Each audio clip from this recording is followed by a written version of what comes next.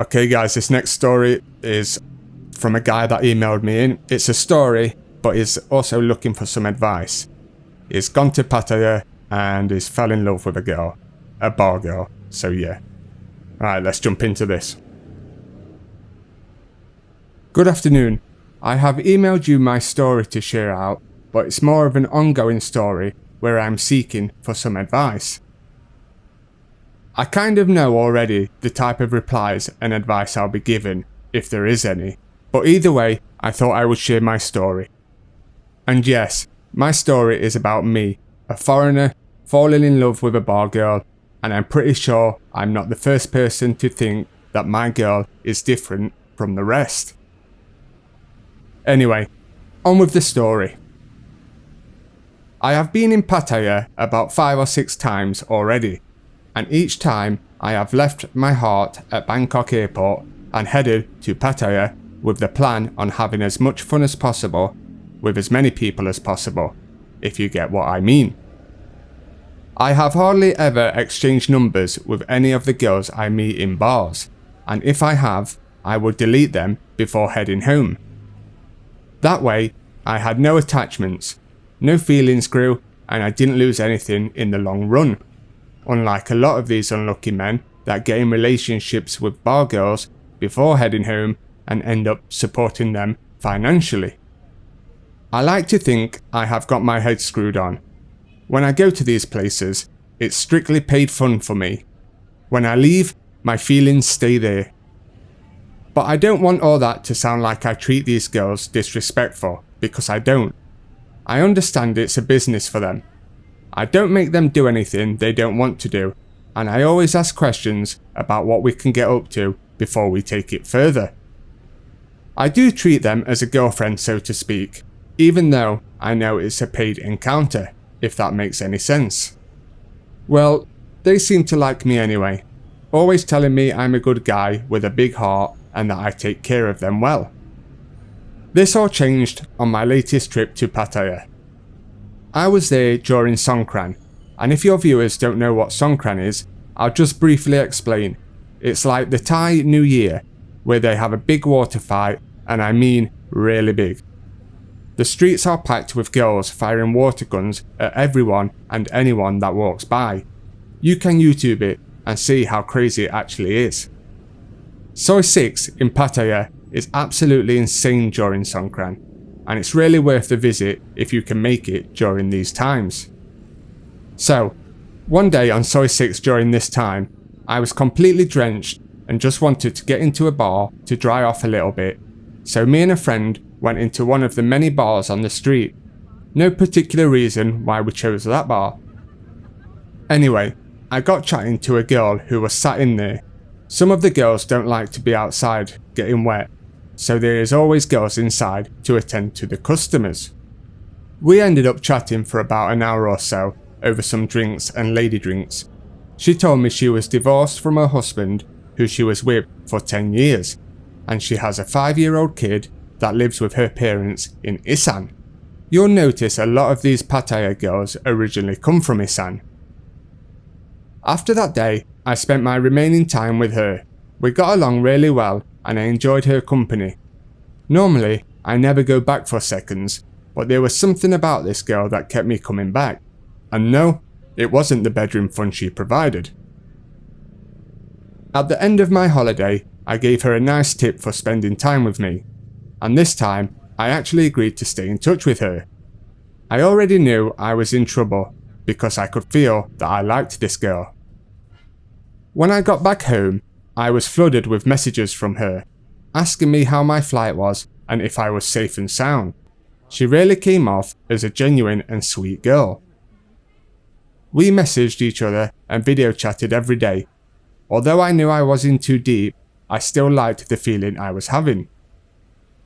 We never actually spoke about being in a relationship or the future. It was mostly talking about being in the day and wanting to see each other soon again. What has this girl done to me? Am I going to be another bar victim to hang in the Pattaya wall of shame? I eventually went back to Pattaya sooner than I had planned because of her. I just wanted to see her as fast as I could, so I was on the plane back to Thailand the first chance I got. Though this time, my whole trip wouldn't be spent in Pattaya.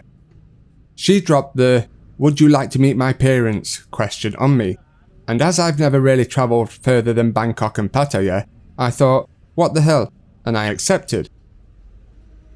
Surprisingly, I had a great time up there meeting her parents and other family members.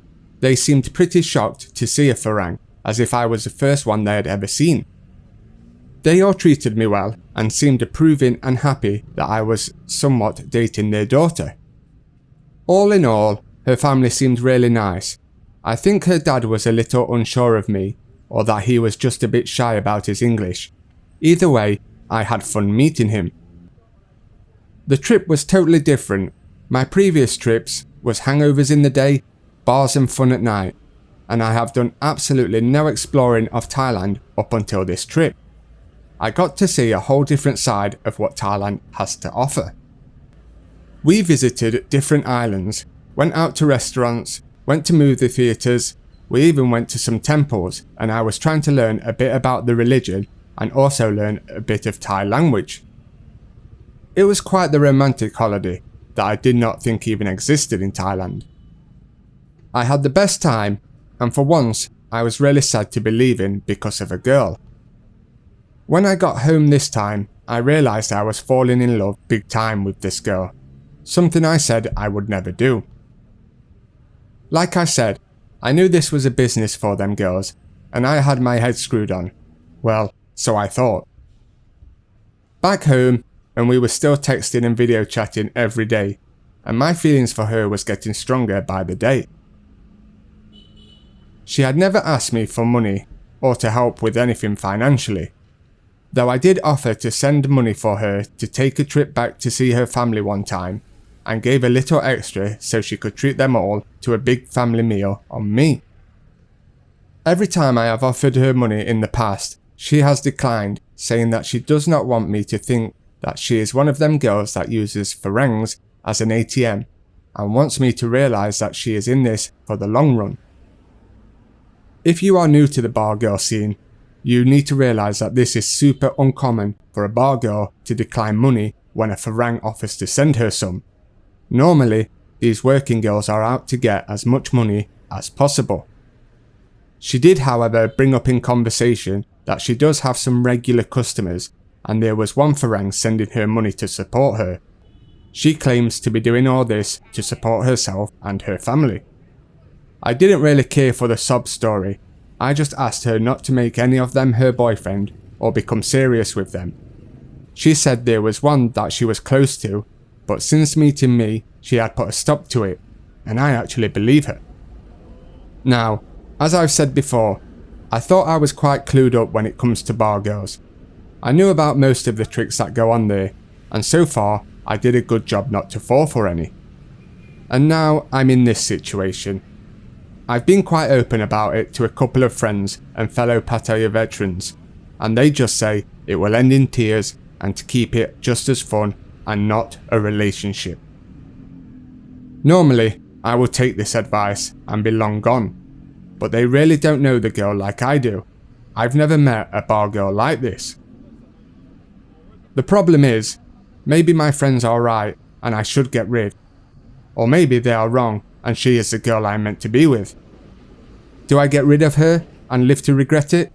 Or do I stay with her and also probably live to regret it? It's a sticky situation that I am in. So yeah, that is my story up until now. Hope you enjoyed it and would love some advice if anyone listens to my story. If you have been through something similar or have any success from a similar situation, please share, as it would help me out a lot. I really like this girl and I believe she is honest and likes me. Am I a fool in love, destined for failure? Or could this girl be the one? Cheers guys, and sorry for the lengthy story. Okay guys, this next story was emailed to me and it's another success story. It's about a guy and a girl from Pattaya, so it sounds like it's going to be bad, but it actually ends up pretty good. So yeah, let's jump into this story. My name is Graham and I am from Ireland. I retired at the age of 55 in early 2012. I took early retirement after years of working in a fast-paced industry. It was a well-paid job, and without boasting, I was financially well off. I had never married, but always had girlfriends and an active social life. I loved being with women, but I never settled for one reason or another. I had always wanted to travel, but the first part of my life was taken up with my career, but now I felt like it was time to cut loose. After speaking to my single mates, we decided we would go to Pattaya after one of them suggested it, as he had previously been before. We decided to go for a whole month and sample the city.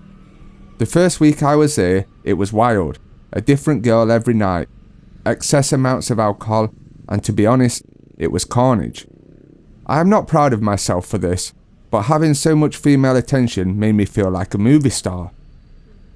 My friend with previous experience of Pattaya had warned me about a certain type of Thai girl. They wanted to use Westerners as ATM machines. I met plenty of them girls, but I brushed them off. As me and my mates were older, we were pretty tired after the first week, and we had 3 weeks still to go. We decided to take the pace down and hit the beach, sightsee, have massages, and relax more. In my third week, I met a girl in a massage place called Kim. Kim was 30, a stunning lady with excellent English, great figure, and a twinkle in her eye. We hit it off, and I stayed an hour longer than the 1 hour massage. What struck me about Kim was that she didn't ask for any more money despite me being there for a long time, and she also gave me a completely legitimate massage. Kim told me she had run this business for 5 years. She had built it from scratch and that she supported a large family. She even had a team of Thai girls working for her. Kim seemed to have her head screwed on. We agreed to meet at the beach the next day. Kim said she could come and go as she pleased, as she was the boss. We had a great time at the beach, and I took her out for lunch and dinner, and we did end up at my hotel room that night, but again, Kim was honourable and nothing happened. Over my remaining time in Pattaya, I shamefully ditched my friends and spent time with Kim. I was falling in love and we shared dreams together. Kim said she had always wanted to see Ireland, and she even understood Irish culture and liked Irish music. On my last day, I promised Kim I would return and that one day she could come to Ireland as my guest. I stayed in touch with Kim despite my mates saying it was a scam and teasing me. My friends were shocked when I told them that I hadn't parted with one baht, apart from a few meals with Kim that I paid for. Upon my return to Ireland, me and Kim talked on Skype every day, and I felt things I hadn't before. I began to count the seconds to her calls, and I knew I had fallen hard. Kim told me about her family, and they seemed normal and hardworking. She supported them, but never asked me to. I went back to Pattaya as soon as I could. Me and Kim spent lots of time together, and it felt right. And one night, after a few drinks, I proposed. She cried and said yes. It was quick, but it felt magical, and she was my soulmate. This is probably the part of the story where everyone thinks there's a but there isn't one. After a few years of going back and forth, we got married in a small ceremony, and she now lives with me in Ireland. We have been happily married for over 7 years, and we have an equal relationship in terms of finances. A nice girl with morals can be found in Pattaya, but my story is maybe the exception to the rule. We both are very happy, and although I've never dreamt of this happening, it did.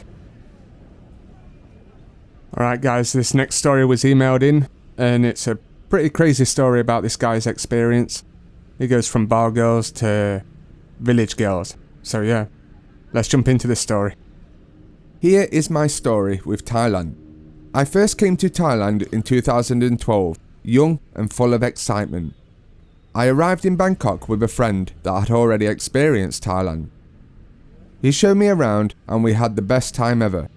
One evening, we went in a music bar on Nana, and there I met a nice young lady. Her name was Lek. We had a great time and she stayed the night with me. After she was gone, I realised I forgot to ask for her number. but thought, okay, I will meet her again in the bar. But in the next 2 weeks, I did not see her. I had to go back to Germany as I was only on a business trip, but was sure I would come back as soon as I could. Sure enough, I went back a few weeks later, but I never saw her again, though I was still thinking about her. I guess it was 1.5 years later. One night I was drunk and on my way back to the hotel. I just wanted one more beer on the way. I saw her again and she also remembered me, and we had the best time again. This time I got her number, so we stayed in touch, and each time I went to Bangkok we would meet. I even invited her to come to Germany if she wanted. I must say, she never asked me for money. Only when we were together I paid for drinks, restaurants, and gave her some spending money for her time. She never asked me to send her money when I was away. One day, I just had a layover in Bangkok on my way to Germany, and I did not tell her I was there. Sure enough, I was out near my hotel just having a beer to close the night, and who walks by with another guy? It's Lek. I confronted her and she blamed me. Why you not tell me you're in Bangkok? Nevertheless, I ended that, and I later found out she had 3 other boyfriends. The next few years I just enjoyed the time when I was in Bangkok, visiting the bar scene and go-go bars. I started to do the same thing that girls do. I had multiple girls, and I must say, they were okay and they did not ask me for much money. Once in a while, yes, I would give them money to help, but it was never a big amount that they was asking for, so I was okay with it. Finally, around 2017, it became clear to me that I did not want to get in a serious relationship with a bar girl. There is an old saying, you can take the girl out of the bar, but never the bar out of the girl. So I moved on and tried one of them Thai dating sites. I got a lot of messages, but one girl was standing out to me, so I started talking to her. I instantly felt like there was something between us. We talked for a few weeks online and had video calls. Her English was not the best, but good enough for us to communicate. I knew I would be going back to Bangkok soon, so I invited her to join me there. She lived in Isan, so she had to travel 6 hours to get to Bangkok. I told her that I would book 2 separate rooms. I just wanted to see her in person and get to know her. We had a great evening and a good dinner and went to sleep in separate rooms. Next morning, we had breakfast together and spent the whole day together. Even if it was not easy communicating, but we still managed to do it. From that trip, we spoke daily and we got married in 2021. And I must say, she is the best thing that has ever happened to me. We are real soulmates. Not all Isan farm girls are in it for the money. She works hard and always says she wants to contribute her share. We have just purchased land and now we are building a house together. My life cannot be any better. Thank you.